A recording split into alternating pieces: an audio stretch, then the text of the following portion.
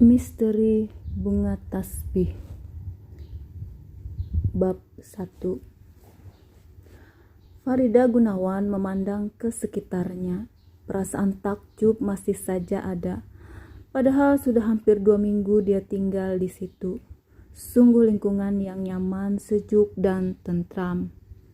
Hal itu membuat ia semakin yakin bahwa pilihan dan keputusannya tidak keliru. Pasti tidak salah bila ia mengganti lingkungan lamanya di Jakarta yang hiruk-pikuk dan padat manusia itu dengan lingkungannya yang sekarang di kota Bogor. Rumahnya mungil tapi bentuknya manis. Kebunnya juga indah, hasil tataan penghuni lama. Dia tinggal menikmati hasilnya. Tak ada perubahan yang perlu dilakukannya. Dia hanya membenahi barang-barang bawaannya dan memperbaiki yang rusak. Dia memang tidak memerlukan rumah besar. Itu sangat tidak efisien bila penghuninya cuma sedikit. Dia hanya berdua dengan Bi Icah, pembantunya. Sedang Tommy, anak satu-satunya, hanya pulang seminggu sekali. Di samping itu, rumah besar dengan ruang-ruangnya yang kosong dapat mengganggu perasaan. Apalagi untuk dia yang sengaja pindah dengan tujuan menenangkan perasaannya yang terluka, sesuatu yang sangat penting untuknya. Di depan rumah, sepanjang kiri kanan tepi jalan berjejer pohon kenari. Kata orang, pohon-pohon itu sudah tua sekali, mungkin ratusan tahun umurnya, tapi kelihatannya masih rimbun. Memang sayang dibuang meskipun katanya ada bahaya akan tumbang bila ada angin besar. Ia berharap pohon-pohon itu tetap di sana selama mungkin. Mereka juga merupakan unsur utama pemberi kesejukan dan kenyamanan. Farida menarik napas dalam-dalam lalu mengembuskannya kembali dengan kelegaan yang menyenangkan. Segar sekali, udaranya pasti bersih. Tak ada polusi dari kendaraan yang lalu lalang karena keadaan jalan memang hampir selalu lengang. Mungkin disebabkan karena jalan itu bukan merupakan jalan utama menuju pusat kota. Beberapa puluh meter dari situ terletak kebun raya. Pucuk-pucuk pohonnya yang tinggi-tinggi bisa terlihat. Sesekali piknik di sana di hari libur pasti menyenangkan. Tapi dengan siapa? Tommy? Tidak. Dia tidak boleh lagi mengganggu Tommy dengan hal-hal seperti itu. Dia tidak boleh lagi mengulang kesalahan yang sama. Salah satu faktor penyebab pindahnya juga karena hal itu. Dia tak boleh melupakan bahwa Tommy mulai beranjak dewasa dan Tommy itu laki-laki.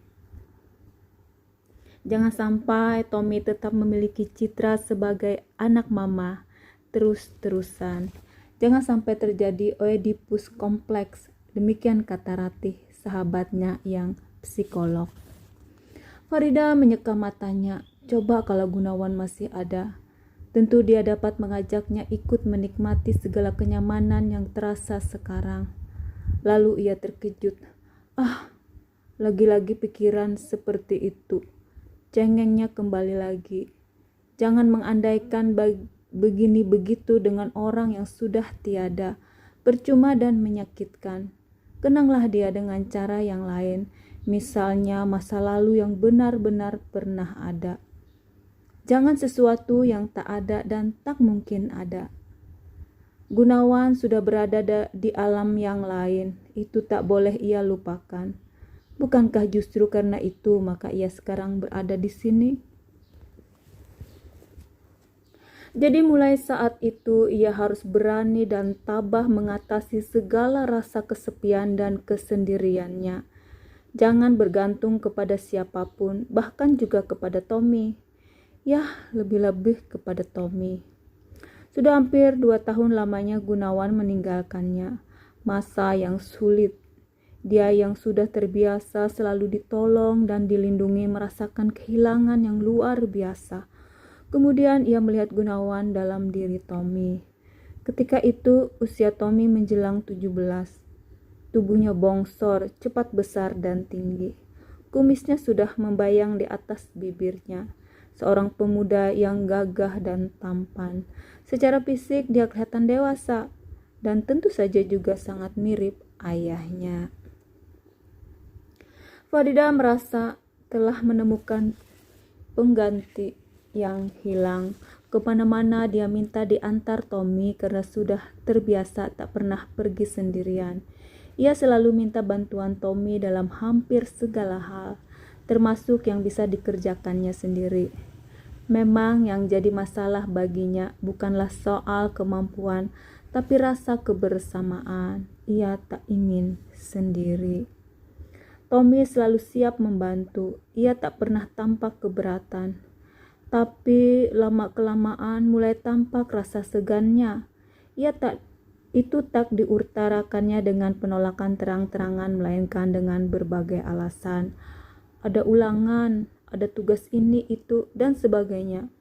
Mula-mula tak ada persoalan, tapi lama-lama Farida merasa tak senang. Konflik pun pecah. "Kamu tak mau membantu mama lagi sekarang?" keluhnya. "Saya sibuk, mah." "Bohong ah, alasan aja. Tapi yang gitu-gituan kan mama bisa sendiri." "Memang sih bisa sendiri, tapi apa salahnya ditemani?" "Jelas salah dong. Mama tahu nggak? Saya dikatain jadi gigolonya tante-tante." Tommy meledak. Farida kaget lalu marah. "Jahat benar mulut orang itu. Tapi kamu kan nggak usah dengar. Kasih tahu aja bahwa perempuan yang sama-sama kamu ini adalah ibumu." "Saya dikatakan masih menyusu." Farida terdiam. Dia tahu dirinya salah, dan itu memukul perasaan. Bayang-bayang akan sendirian lagi mulai muncul. Dia akan kehilangan Tommy juga. Kalau memang sendirian, akuilah itu, dan terimalah juga. Jangan cari pengganti suami dalam diri orang yang bukan suami, nasihat Ratih. Farida mengakui kebenaran kata-kata itu. Dia sudah berlaku bodoh. Dia selalu menginginkan yang enak dan gampang untuk dirinya.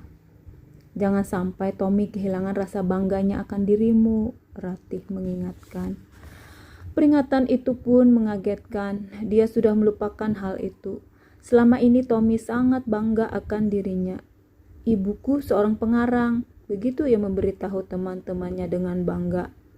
Ceritanya bagus-bagus dan tokoh-tokoh wanita dalam cerita itu selalu punya karakter kuat, tabah, dan berani. Sama sekali jauh dari gambaran umum perempuan yang katanya suka mengeluh dan meratap-ratap dengan kesedihan yang tak kunjung tuntas. Hal itulah yang sangat disukai Tommy. Perempuan memang harus begitu kalau tak mau dibeda-bedakan dari lelaki, katanya. Tapi ternyata gambaran semacam itu cuma khayalan belaka. Memang semuanya fiktif, walaupun sebenarnya bisa saja terjadi.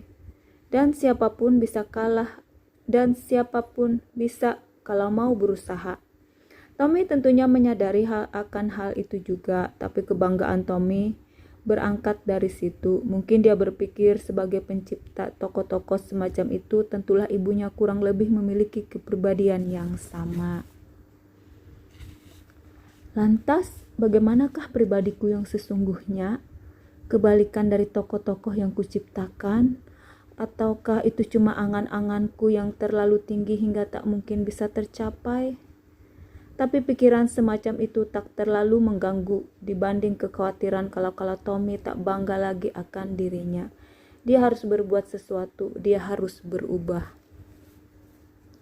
Dorongan untuk berubah bukan cuma itu, ada lainnya yang tak kalah penting.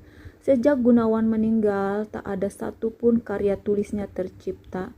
Padahal masa berkabung dan beristirahat seharusnya sudah lama lewat. Bukannya dia tak ingin menulis lagi, tapi karena tidak bisa. Sebenarnya dia tidak kekeringan ide, tapi ia sulit mengembangkannya, apalagi mewujudkannya menjadi sesuatu yang nyata. Pikirannya seperti tersumbat, konsentrasinya mudah sekali buyar. Dengan cepat pikirannya akan mengembara ke luar jalur, paling sering ke masa lalunya bersama Gunawan. Bila matanya tertuju ke kursi yang biasa diduduki Gunawan setiap pulang kerja, maka dia membayangkan bagaimana Gunawan menariknya ke pangkuan, lalu membelai dan menciumnya. Bila ia melihat buku-buku Gunawan, ia membayangkan bagaimana asiknya Gunawan bila sedang membaca, hingga diajak bicara pun tak mendengar. Padahal di rumah itu tentu saja banyak barang yang bekas disentuh dan dipakai oleh Gunawan. Semuanya membangkitkan kenangan tersendiri, tak habis-habisnya. Dan hampir selalu kenangan itu menimbulkan kesedihan. Tak ada lagi yang bisa dikerjakannya selain melamun dan menyesali nasibnya. Tapi kesadaran bukan tak ada, tak mungkin ia begitu terus-terusan. Kesedihan tak boleh jadi obsesi. Apalagi sekarang ia harus menjadikan kemampuannya menulis itu sebagai mata pencaharian. Ia tak berniat mencari pekerjaan lain karena merasa tak punya keahlian.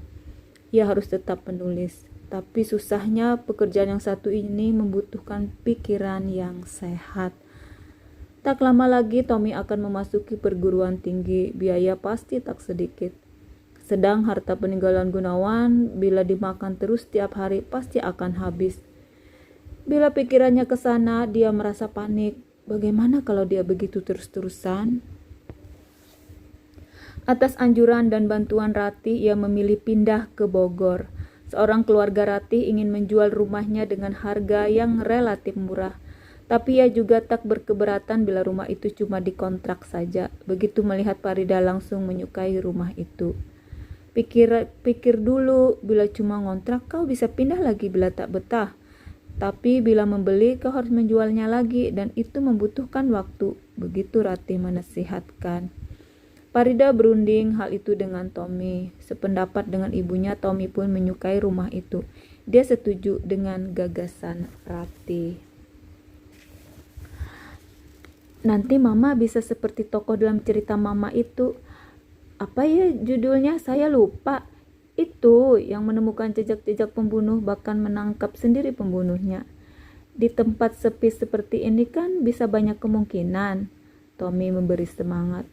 Sebenarnya Farida agak kecewa. Tommy sama sekali tidak memperlihatkan rasa keberatan akan hidup berpisah. Bahkan dengan antusias ia menyatakan keinginannya untuk indekos saja sambil menyelesaikan SMA-nya. Tanggung kalau pindah sekolah padahal sebentar lagi selesai. Memang alasan itu masuk akal, tapi bagi Farida terasa menyedihkan. Apakah Tommy justru lebih senang bila jauh dari ibunya? Toh Farida tertawa mendengar ucapan Tommy. Mana mungkin di tempat sepi nggak ada apa-apanya. Yang Mama butuhkan di sini kan cuma suasana untuk mengembangkan ide yang sudah ada di kepala, bukan mencari ide. Justru di Jakarta Mama bisa menemukan ide yang tak habis-habis. Justru sepi begini orang bisa membunuh tanpa ketahuan Ma. Kalau di Jakarta orang terpaksa terang-terangan karena sudah padat sih. Di sana orang, di sini orang. Tempat sembunyi nggak ada, padahal yang menarik justru yang sembunyi-sembunyi itu. Ah, Mama nggak mau ketemu pembunuh bener-beneran. Mama takut. Lebih enak menghayalkan saja. Siapa tahu, Ma. Habis kalau Mama nanti diapa-apain gimana? Kamu kan jauh, nggak bisa bantu. Farida memancing. Tommy tersenyum. Ah, saya kan cuma menghayal juga. Orang seperti Mama akan dijauhi pembunuh. Kenapa begitu? Mama kan penulis cerita kriminal, jadi kayak detektif amatir begitu. Ah, kau bisa aja Tom. Farida tertawa tapi juga sedih. Dia akan kehilangan gurau dan canda Tommy. Masa sedih sih Ma? Saya kan gak keluar negeri. Seminggu sekali ketemu, apalagi kalau lagi banyak hari libur. Hibur Tommy. Tapi kau harus baik-baik menjaga diri Tom. Jangan mentang-mentang bebas lantas brengsek dan ugal-ugalan. Janji Ma, saya akan baik-baik. Tapi Mama juga janji dong. Farida keheranan. Janji apa? Mama juga harus baik-baik menjaga diri. Kata-kata itu diucapkan dengan serius hingga Farida terharu. Ia merasa sangat terhibur. Akhirnya rumah itu jadi dibelinya, sedang rumah peninggalan Gunawan di Jakarta dikontrakkan. Yang penting uangnya cukup dan tak perlu habis-habisan. Hanya barang-barang yang penting saja yang dibawanya pindah. Ternyata barang yang dianggap penting itu pun cukup banyak. Barang yang dulu berarti penting bagi Gunawan tentu sama pentingnya juga bagi dirinya. Ada surat-surat, buku-buku, dan masih banyak lagi. Sebagian besar perabot ia tinggalkan karena rumah dikontrakkan beserta perabotnya. Salah satu yang dibawanya adalah tempat tidurnya yang tak akan ia tinggalkan ataupun diganti dengan yang baru. Sedang Tommy juga memilih sendiri di antara barang-barang miliknya, mana yang akan dibawa serta. Ternyata pada saat pindah tak ada rasa berat hati. Mungkin karena kesadaran bahwa rumah itu masih miliknya. Dia selalu bisa kembali lagi kelak. Kini kehidupan yang sama sekali baru harus dijalaninya. Bab kedua, menyusul.